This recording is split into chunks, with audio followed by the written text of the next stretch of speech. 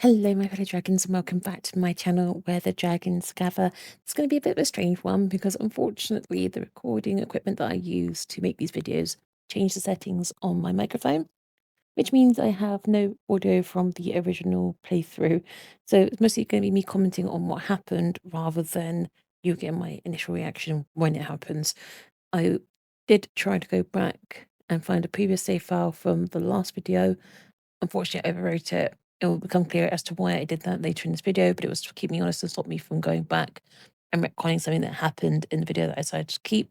I didn't want to give myself the option to then go back, delete that video, delete this video essentially, and then redo it. So I overwrote the save file so that I couldn't cheat essentially. So it will become clear, but welcome back to my Snow White and Seven Cryptids playthrough, and we will see how we get on with this one. I'm sorry, it could be a bit strange compared to what I normally do.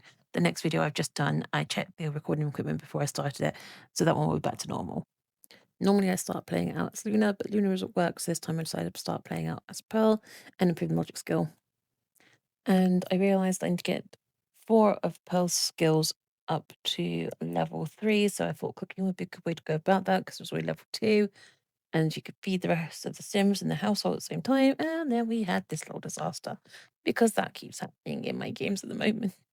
And I decided to go and save herself, basically. I do love how they all panic when the fire happens, and then as soon as it's over, they just go back to normal. Yeah, they do have like the debuff, but other than that, they don't act like anything happened at all.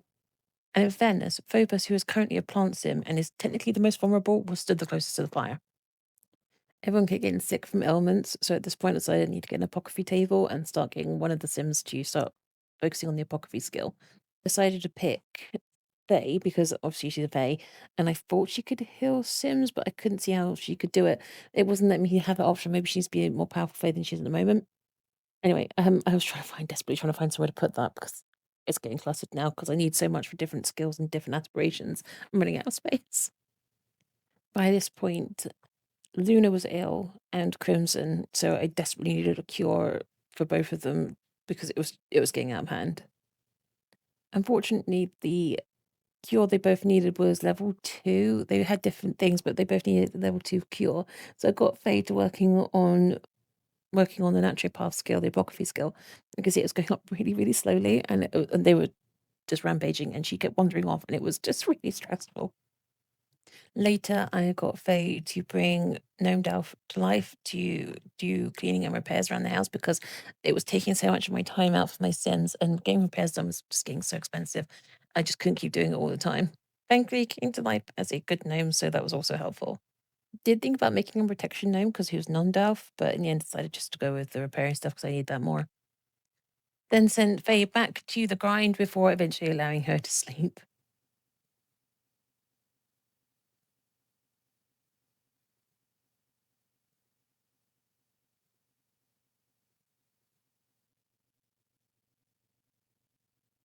Sent Faye to do some regen of the emotional force thing so that we don't lose her. That's going to come relevant later, you'll see why. And then I put Faye to bed, and it was time to swap to Merlin. As with every time I played Merlin, I sent him straight to the magic realm so that he could wind up the other magic users and hopefully eventually get them to teach him some magic. The idea being that he's so annoying that they just teach him magic to make him go away. A rare occasion where he was getting on with Silver Sweater. That will come relevant later as well. Probably not in this video, but the next one. Then I made him make some potions, and every time I sent him to the cauldron, he'd face his back to me, so I had to keep turning the camera around so I could actually see him and see what he was doing. And in all honesty, is it a good idea to have a cauldron inside the building? But this is creating a lot of damp and a lot of fumes.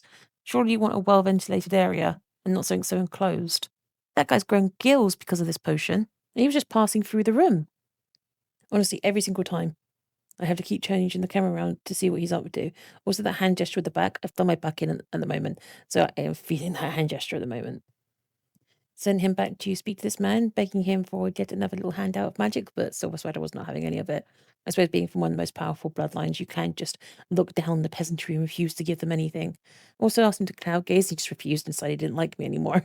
A little bit harsh. I only asked him to go look at some bloody clouds. I wasn't asking him to sell me his soul. Not yet anyway. I was going to work up to that bit. After that, every interaction I had with him, he just liked me even less. I don't know what I was doing wrong. in the end, I kind of decided when I get to be a powerful enough magic user, I'm just going to use every bad spell on Silver Sweater and stuff him. It's going to be like this towards me, then stuff him. Like that. Then decided to become unflirty, which is absolutely fine. But it was such a strange time to become unflirty after the interaction with Silver Sweater, kind of implying that he had a bit of a crush on Silver Sweater, and then Silver Sweater's absolute rejection of even friendship made Merlin feel more reserved in his romancing skills. And then this woman decided she absolutely hated us as well and started just hating every interaction I had. I'm assuming it's something to do with the Enchanted by Nature kit and like the luck thing, but I didn't think of that at the time. I just thought everyone just really hated Merlin for absolutely no reason. Then I took him to Knockoff Alley to buy some magic tomes because I forgot if you're in the magic area, you can actually just go through their bookcases and find magic tomes that way. I thought this was the only way I could buy spells. I completely forgot. And one of the spell books I bought, it turned out that he already knew the spell, so that was useful. I sent him home after that and then got him a job in manual labor because I thought the repairer skill kind of translated well in storytelling to that. Also, it means he's only missing 2 days a week, which would mean that we've got a better chance of actually doing playthrough with Merlin because a lot of what I need him to do is it requires him to go to the magical realm in order to learn magic. If he's got a job that's sort of like 9 hours long, that takes a huge chunk out of our day and it makes it harder to complete the aspiration, which I'm already struggling with. So I just picked one that didn't take up much of his time.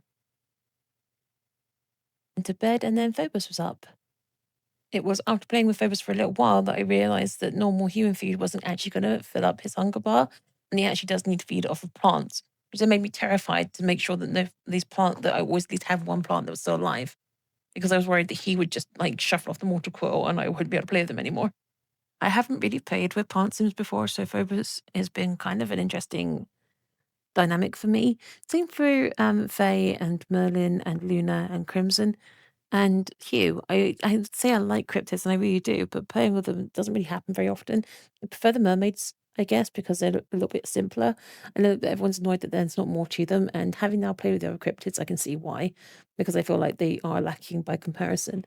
And that is a shame, because having had this gameplay, which is a little more challenging for me, I can see the appeal more of cryptids now than I ever did before. For all my joy of having them in the game, playing with them has always been more of a chore for me than anything else, and now I'm starting to understand how they work, and I'm actually enjoying them a lot more than I do normal Sims. Around here, I realized Luna was sleeping on the sofa. Unfortunately, I didn't realize the reason Luna was sleeping on the sofa is because she's got an illness. Her ailment prevents her from sleeping properly, so she was having to nap. It took me a while to realize. I then put Phobos to bed, and then I switched focus to Crimson.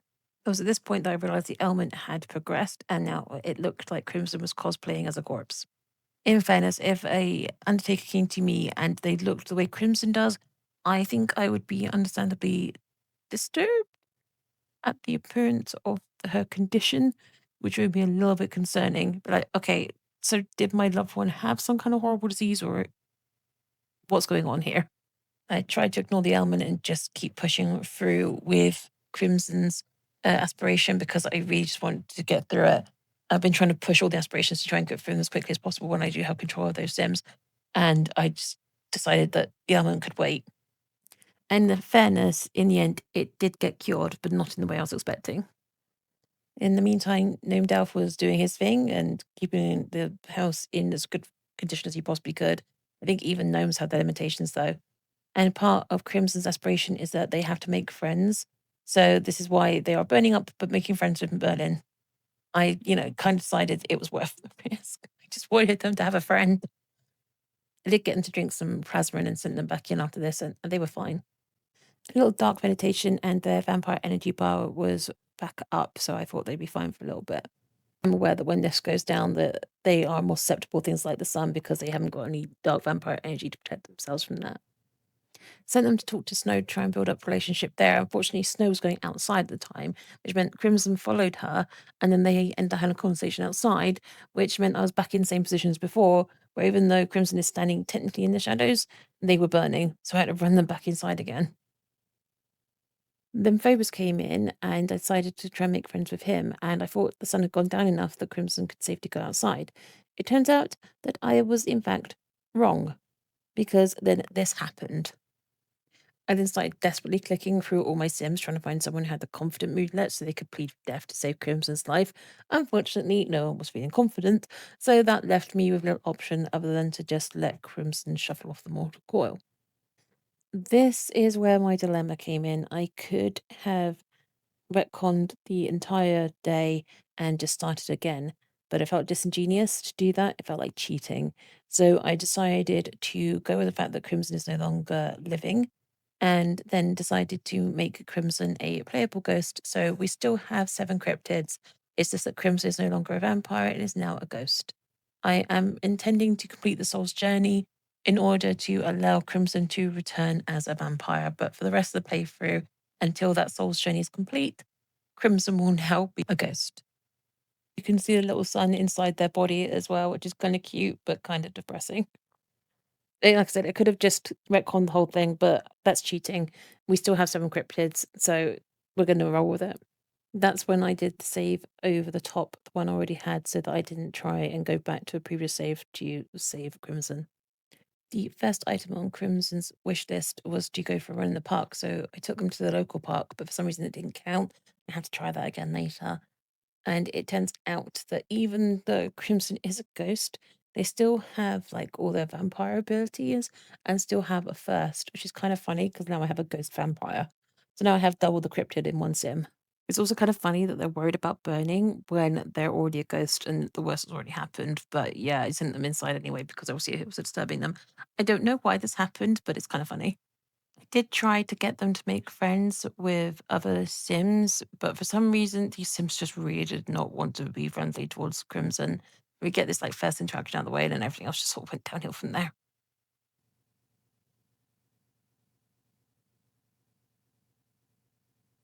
Sent Crimson home, and along the way found that man cosplaying as a corpse, which seemed insensitive considering the current situation that Crimson was in.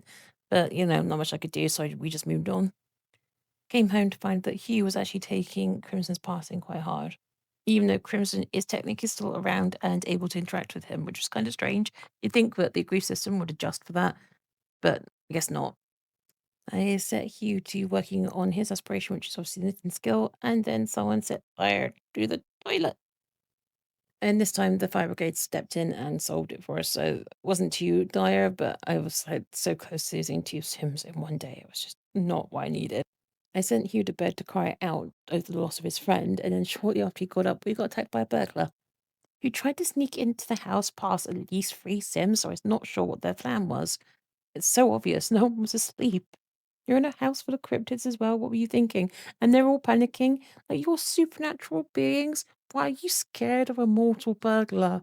I would complain, but it's such a funny reaction. I just love it. And in the background, Luda's just making dinner and does not care about the ruckus going on in the living room.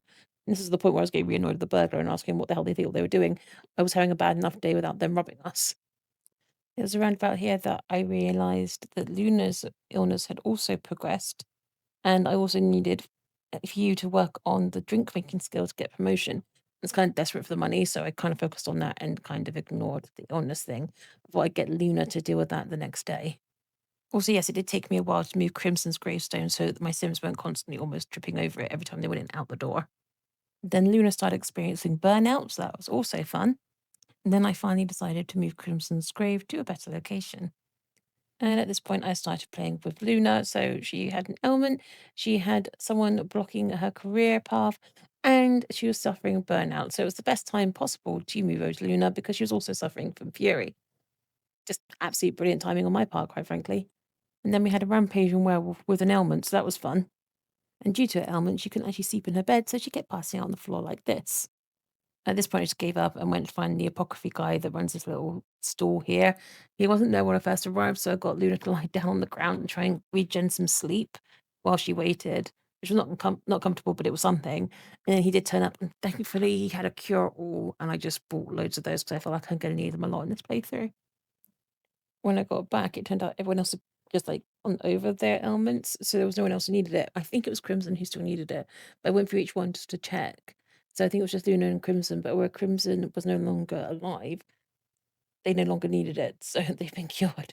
So I just had the load that were hanging around. I was like, I'll use them eventually, so it's not a big deal. I tried to take advantage of the situation to try and improve Luna and Crimson's relationship. Obviously, Crimson is still technically a vampire according to the game, so Luna and Crimson do have that animosity. I was trying to at least make them neutral towards each other while Crimson was technically a ghost. Started realizing most of the Sims don't seem to like Luna, I think because of the rampaging. There are a few she's really good friends with, but not that many. So I started trying to improve some of the relationships with like Snow and everything to try and build up the friendships that Luna actually had. Then shortly after that, it was time to swap over to the stepmother to try and offer Snow another apple. And guess what? She took it because, of course, she took it. Anyway, my fair dragons, that's the end of the video. I am so sorry for the voiceover. I didn't realize there was a problem until it was too late. So I hope you still enjoyed it, despite the fact it's a little bit different to normal. And I really hope you come back for the next one, my darlings. Either way, take care of yourself, my loves, and I will see you soon. Bye bye, everyone.